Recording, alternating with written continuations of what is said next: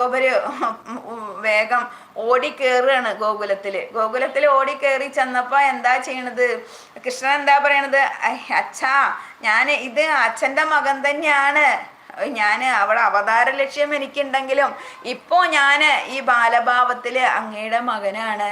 അതുകൊണ്ട് എന്നെ കാണുമ്പോൾ അങ്ങക്ക് യാതൊരു പരിഭ്രമവും വേണ്ട എന്ന് പറയാണ്. അപ്പോൾ ആ സമയത്ത് നന്ദഗോപര് ഈ പേരിടൽ ചടങ്ങിന് നന്ദഗോപരോട് ഗർഗമഹർഷി പറഞ്ഞു, പേരിടൽ ചടങ്ങ് കഴിഞ്ഞു കഴിഞ്ഞാൽ കുട്ടിക്ക് എന്തെങ്കിലും സമ്മാനം കൊടുക്കണം എന്ന് പറയണ്ടായി.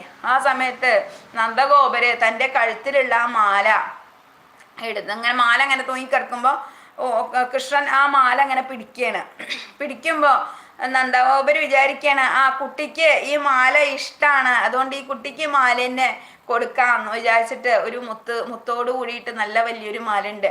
ആ മാല എടുത്തിട്ട് ഉണ്ണിക്കണ്ണൻ്റെ കഴുത്തിൽ ഇട്ട് കൊടുക്കുകയാണ്. വലിയ മാലയാണ്. നമുക്കറിയാം, കുട്ടികൾ മാല കിട്ടി അപ്പോൾ കടിക്കാൻ തുടങ്ങും, ചെറിയ കുട്ടികൾ. അങ്ങനെ അപ്പൊ ഈ തൊട്ടിൽ ഇങ്ങനെ ഉണ്ണി കിടക്കുന്നുണ്ട്, യശോദാമ്മ അവിടെ ഇരിക്കുന്നുണ്ട്. അപ്പൊ കുട്ടി എന്താ ചെയ്യണത്? ഈ മാല എടുത്ത് കടിക്കുകയാണ്. മാല എടുത്ത് കടിക്കുമ്പോ എന്താ ചെയ്യണത്?